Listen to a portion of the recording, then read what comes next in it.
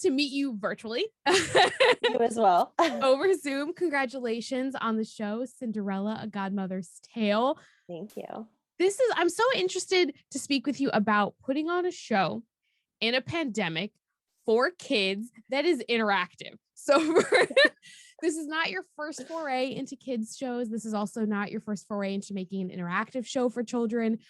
But what is the difference? What adjustments did you have to make in creating an interactive show that's going to be seen mostly virtually by people? How do you create an interactive environment?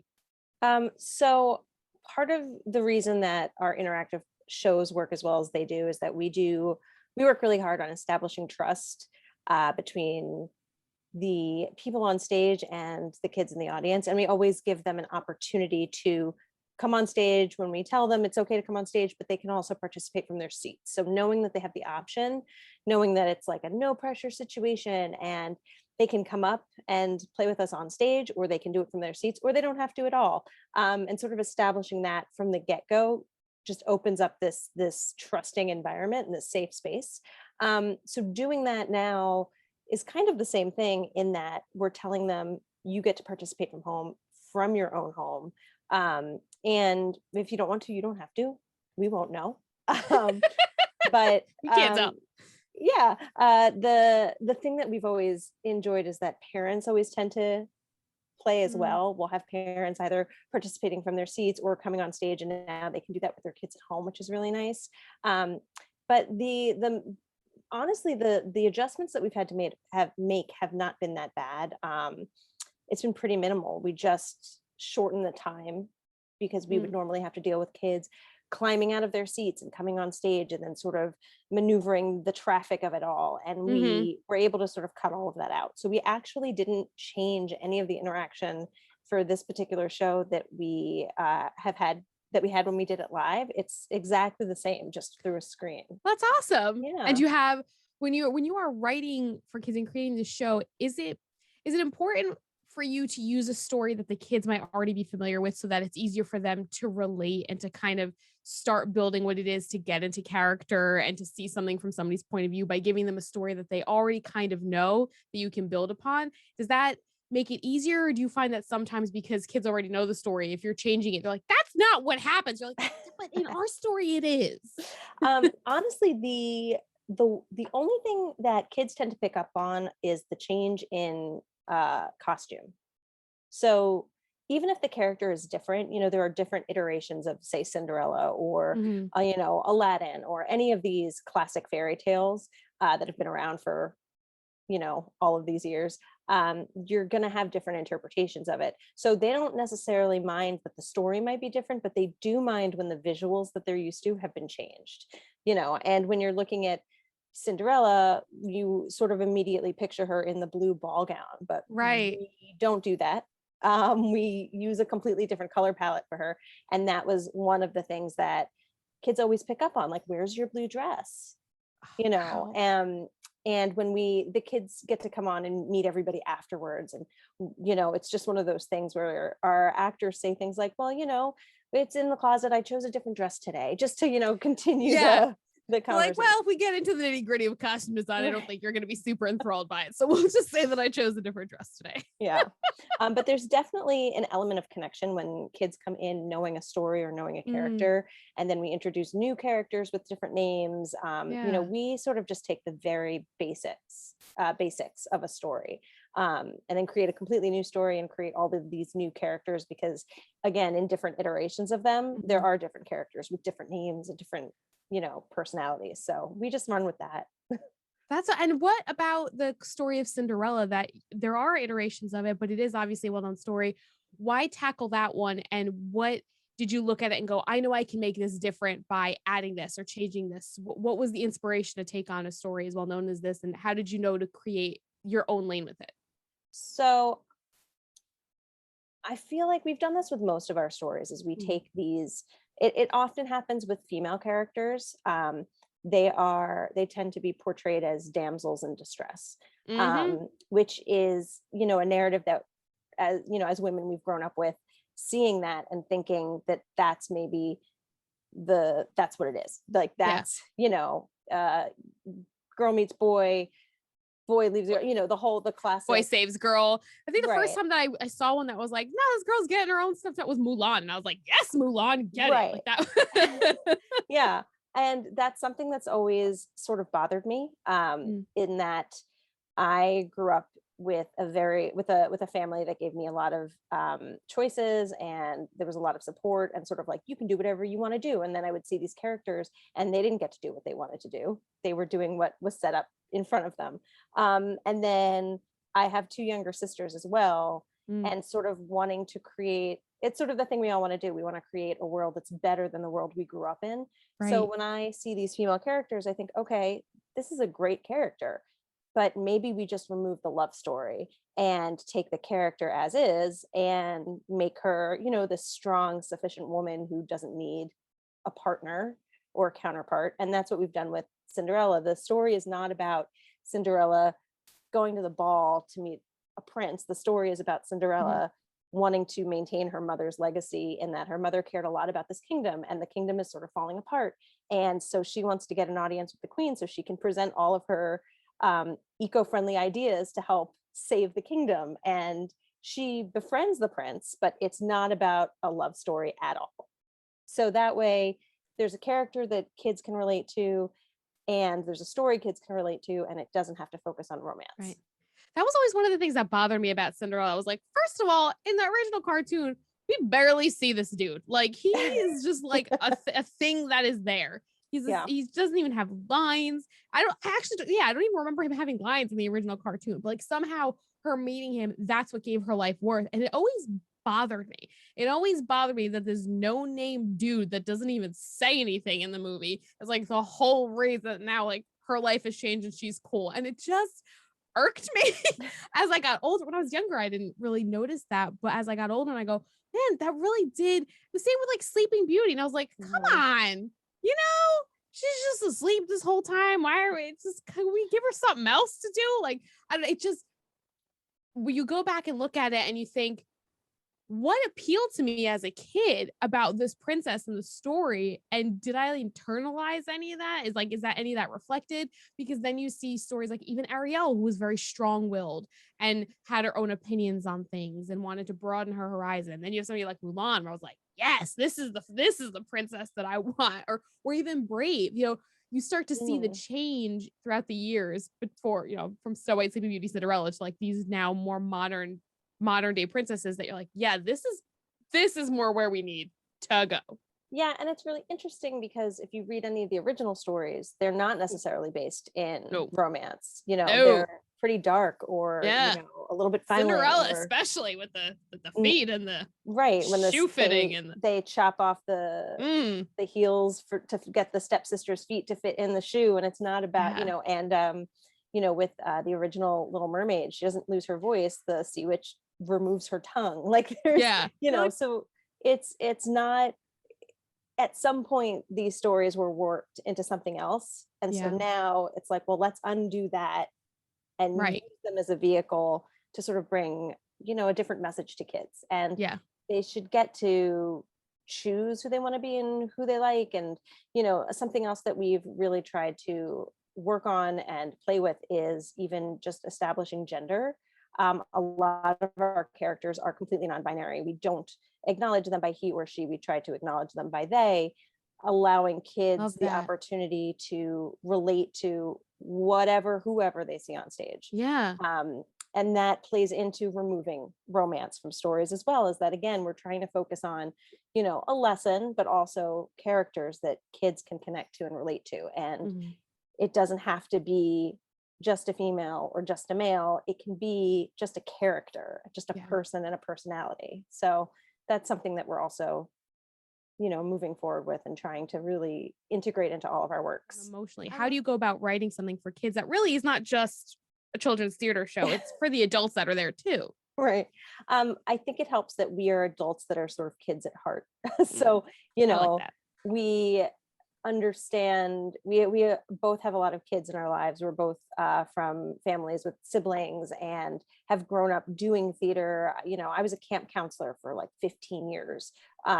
Just like playing game. I worked at a theater camp. We played games, and it was constantly just trying to remind it's one of those things where I feel like we have to remind adults that it's okay to be kids.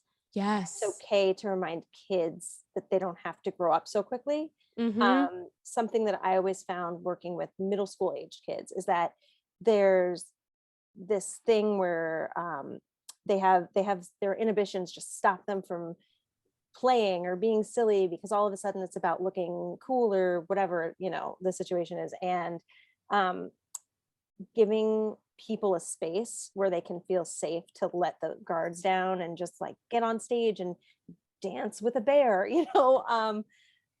things like that are so important. And I think when it comes to writing the adult stuff, we've been very fortunate to be surrounded by media and comedy that has really helped shape what our sense of humor is like. Mhm. And it's fun having a writing partner because you can really bounce ideas off of each other. And while we have very similar senses of humor, we found very different things funny.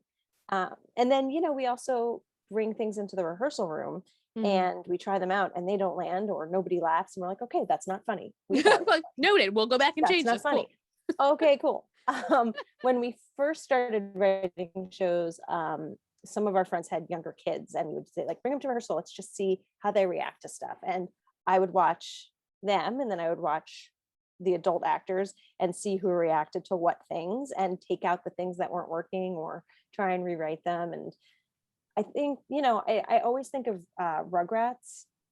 Growing up, we watched Yeah. Rugrats, and Love that Rugrats, show. if you go back and watch it now, like I thought it was great when I was a kid, but it's written for adults too. And it's very much on two levels.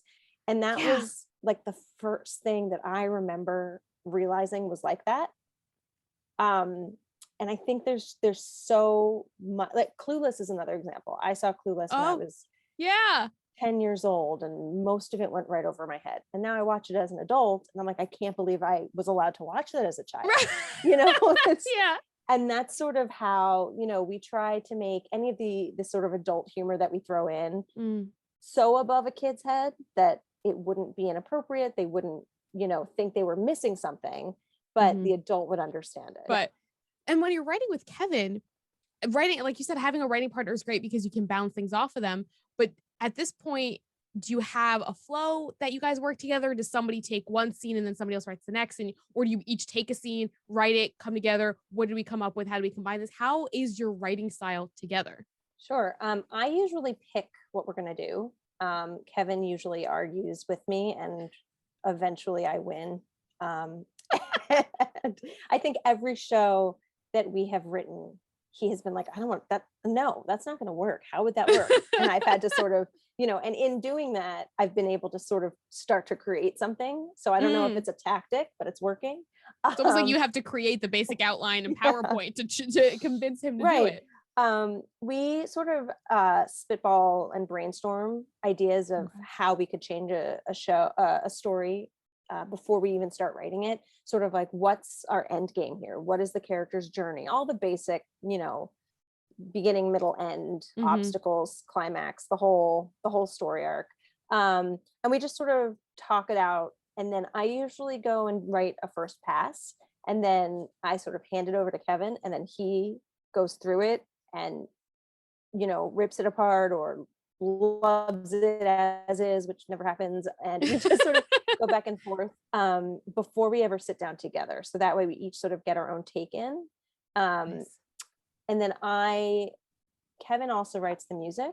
Mm-hmm. So I will sometimes say, okay, here are the characters I think should have songs. Here's where I think a song can go. And then he reads it and goes, I like that. I don't like that. I think we should rearrange this. Instead of this being a scene, let's make this a song. Instead of this being a song, let's make this a scene. And we sort of go back and forth that way. We generally don't tend to have more than 5 or 6 songs per show, just because our shows, if you include participation, usually don't exceed 50 to 60 minutes. Right. Yeah. So having you want to keep songs, people's attention and yeah. Right. But we tend to give each sort of plot point or large character their own song vehicle to take them through, to the next point. And you talked earlier about doing camp and you were a camp counselor and theater camp. Is that when you first got introduced to theater was through camp and shows there. What was your first experience with theater, and like when you caught that bug, or when you're like, oh, this Yeah. is awesome, I like this? So I was 4 and I was watching the Macy's Thanksgiving Day Parade and I saw the Rockettes and I Oh, told my mom I wanted to be a Rockette and she said, okay. And she put me in tap class. And I danced for, I mean, I almost went to college for dance. Like I danced my entire life. And my mom was always very much one of those, you want to try it? Let's try it. Let's see if it sticks. And love then, that. Yeah. I was so fortunate to get those opportunities. And so I, through dance, sort of accidentally found theater. I went to this performing arts camp called Tomato Patch when I was growing up. Love And that name. yes, I went there as a camper for about 3 or 4 years. And I went in as a dancer. I'm going to dance. I'm going to dance. I'm going to take all the dance classes. I'm going to be all the dance numbers. And there was one period that there wasn't a dance class offered. They offered, and I had to take improv, which is like the opposite of what a dancer ever wants to do, is Yeah. talk and improv on stage. And it just forced me out of my comfort zone and I loved it. And the following year I came back and I was like, okay, I'm going to take 2 dance classes, but I'm going to take 3, acting classes. And I took like a children's theater class and I took an improv class. And then I was very fortunate to go to a high school that had an unbelievable performing arts. It was just a public high school, but it had this unbelievable performing arts program. And it just took off from there, to the point where I ended up working at that Tomato Patch for about 10 years, I think, Oh my as gosh, that's awesome. a counselor, teacher, and it just, when I started teaching, it became this thing of, okay, I love doing this, but I love sharing it with other people, because I never really had that drive to do it myself. Like I never saw myself as the person on stage. I just loved doing it. And then when I discovered, oh, I can sort of help create that world for other people, that's when it all sort of, I started choreographing and then directing and then writing, and it just all kind of snowballed from there. That's awesome. And it's true. It's a lot of times I think we forget when we start into the classes that you don't necessarily have to be the person on the stage performing it or doing, you don't have to be the actor or the dancer. There's so much to do behind the scenes that also fulfills that need to tell a story and be a part of that community. Because I think for theater, there's so much to love about the community. I mean, I remember being involved in theater. The first time I really felt like, oh, I really like this was in high school, when I finally got up the nerve because I always had bad stage fright, and I would do, a couple recitals here and there throughout elementary school. But high school is when I realized, I really, really like this. This is cool. And a lot of it also had to do with that growth and that bonding, that building of a show from start to finish with everybody around you, and just being in that environment. It was like, I don't even care if I'm just in the background the whole time. I just want to be here with you guys and experience this and live this. And that's it. Like there's a feeling about being involved in a show that no matter which part of it you're in, you really do feel like everybody's just in this together. And that's such a wonderful thing to create, to bring to others, and to also like to keep for yourself, that fulfills it really is soul fulfilling. Yeah, it's a lifeline, right? It's one of those things that if you're lucky enough to have a passion like that, you find it and you get to do it. And in some cases it saves people, in various different ways, whether it's from having a bad day or trying to find a person's identity. It's something that, has been severely lacking in the past 14 months. And I think that if we didn't appreciate it before, we now see how important it is, even more so, and value it even more than we did. I have met, most of my favorite people, my best friends, my husband, I have met doing theater. It's just, I don't know. It's such an interesting thing. I feel like we talk about it where, there's this, theater's like this great equalizer where you're all there for a common goal, and there's not really, we say there's no small parts, just small actors type of comment, which I've always kind of hated. But I do believe that being in theater is what taught me teamwork. It's what taught me how to work with people. It's, you know, in my non-theater life, you know, I have had jobs where I've been a manager, and I've always viewed management as like, you know, producing a show or where, you know, you are delegating, and it's all kind of the same thing. And even Yeah. when I got married a few years ago, I planned my own wedding and then had a run of show like a stage manager would have. Oh, that's You know what amazing. like, it's one of those things where I feel like I've learned all of my best life skills from doing theater in high school, in college, community theater. And, you know, just that's how I've learned in my life. And those are the people that I have kept in touch with the most. That's incredible. And it's so true because you're right. You learn like, oh, you have somebody they don't really get along with. Well, figure out a way to work with them because we're stuck together for months putting this show. So like, do what you got to do. Punctuality, respect for other people's space, remembering to just be aware of who needs what at what time. Like, and that I get what you're saying about the phrase, like there's no small parts, there's only small actors. And so I feel like that phrase gets overused. And so we kind of like, it doesn't have that impact that it did. But I think the sentiment behind it, we do still agree with, which is the idea that you might have no line in the show. You don't have any lines. But if you are involved in that moment, somebody sees you being affected on stage, they're moved by you. A prop master is incredibly important because if something is not where it's supposed to be when you need it, we got a problem. And improv is so important in the theater life as well, because again, this is a living organism that you're putting on. It's a show. There's no cut, there's no redo. So being a part of theater also teaches you these skills of like just working under pressure, which is life, figuring out a last minute solution for something, because life is just one giant improv. We're just figuring this out as we go. We're trying to take advice from other people. We're yes-anding. Maybe we shouldn't be yes-anding as much as we are, but we're just trying to figure it out. But I remember taking an improv class, and I took it with my husband, and same as you, I felt like it just cracked me open, and I loved it so much, and it made me feel so much more comfortable in uncomfortable situations, because if you can just if you can just go with your impulse with literally no guidance and no safety net of, I don't know what's going to happen or what's going to work, things feel a little less scary. Yeah. And like, just to be clear, I was not good at improv. Like I'm not good at it, but it taught me so much, you know, and that's one of those things. I remember even growing up dancing, I didn't take ballet. I didn't like ballet. I thought it was boring and whatever. And I had multiple teachers say, you have to take ballet.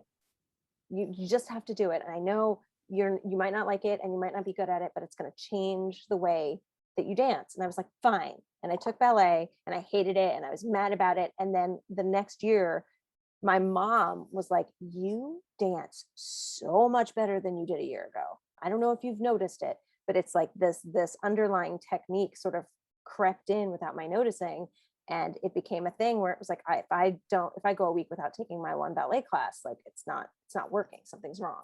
So improv is sort of another one of those foundational things where you don't have to be good at it. You don't have to like it, but it's important and it helps. And it's just tools in your toolbox that you get to use later. You know, and adding on to what we were talking about life skills, I don't think when the first time I directed like a large scale production, I had to make the rehearsal schedule. And I have never in my life respected people's time more than having, like, I feel like everyone should have to make a rehearsal schedule for a large scale musical, just as like a life practice, because I will never take whoever makes the schedule in a production, whether it's a stage manager or a director, like give them all the cookies because they work really hard. Oh yeah. It is one of the most annoying, time consuming and difficult things because you're balancing different people's schedules, also trying to figure out how much time is needed for everything. I've never had to make a theater rehearsal schedule, but I've had to do it for shoots, like film shoots, or nothing aggravates me more now than when people are like, they don't show up, or they're doing this, or they're so lousy. I was like, do you have any idea how much time it took to plot out what was going to shoot when, who was needed, making it convenient for you so you're not sitting there on your butt for hours at a time because you're not filming anything. Just get it. It was like so it's so aggravating, and you realize you don't realize how much effort it goes into something that is seemingly so simple. Like it's just a schedule, but it's not. It's Tetris trying to figure all those it's and pieces it's together. and it's not even, it's like you're working around people's schedules, and you're working around your own agenda of what has to get done when, and you also have no idea how long it's going to take to block something or choreograph something or teach like, and sometimes you're like, this song's going to take 4 hours, and they learn it in 10 minutes, and you're like, oh great, okay. And another time you're like, this song's going to take 10 minutes, and it's 3 days, and you just don't know, like you never know, and it's all guessing. And it's this is the first time I've ever done anything on film, so this has sort of been, luckily my Kevin, my husband, has worked in film before, so he was sort of able to give me like a basic understanding of how it should work. And we're very fortunate. Our friend Tony is also has a lot of experience in film, and he is our cinematographer, and he has been able, between the two of them, they've sort of been able to like hold my hand through this process of, how do you call people for a shoot, how much time do we need, and even still, I've said, okay, let's allot 5 hours just in case. I know it won't take that long, but like, let's give 5 hours. And it's taking 6 or 7 because I was way off. And our cast and everybody working on the show has been so understanding and patient. And I don't know if it's just their personalities or if it's just everybody wanting to be a part of some art again after so long, or it's a mix of the things, but everyone's been so flexible and helpful and just working so hard just to make this come together. So, love that. And again, that's what you gotta, theater is about, everybody coming together to make something happen, and also helping each other out in that moment when something goes wrong, because inevitably each show, something is going to go wrong. It's not going to go right. We're going to have to make last minute adjustments, and we're all in this together and making it happen and creating art, and just a beautiful moment for everybody to enjoy. And everybody's going to be able to enjoy this on June 11th, Cinderella, a Godmother's Tale. I'm so happy that I got to meet you. I'm so happy that I got to speak with you. You're super fun. Oh, thanks. I'm very excited for you. This show, I mean, I love seeing different takes on stories that we're familiar with, because I think it also is just good to remember that, like you said, the original stories, we're not anywhere near at all what we know, but also that this is a story, and that it's not set in stone. A story, just like our lives, has different layers that we can bring out and play with and show, and kind of, open ourselves up to viewing something in a different way, and taking in new experiences. And an interactive show to me is always super fun too, because I love theater, but when you get to be a part of it as an audience member, and knowing that as a cast member, every show is going to go different because you don't know what's going to happen when that participation comes in. Such a cool energy to bring to it. Yeah. Congratulations on this. I'm so excited for you. Thanks. June 11th. Anything else that you want to say, that you want to remind the audience of, that, hey, when you're watching this, I want you to look out for this, or what you're hoping that the audience garners from this show? Yeah, I want everybody to have fun. It's been a rough year. And, this being our first show back after so long feels right, because it is so filled with joy. Our Cinderella just, emits rays of sunshine all of the time, as a person, as an actor, and as this character. And I think that that's just going to bring some really positive energy and light to people's homes. And I'm hoping that, kids watch it, they have fun, they play with us. We like to create these happy, safe spaces for people to enjoy and explore. And, that's all we can ask for. Well, I'm very excited for this. Hilary Goldman, it's been a pleasure. Cinderella, Godmother's Tale, June 11th. The Heist Players on demand. You can go right now and get your tickets. Thank you for taking the time to speak with me. Thank you.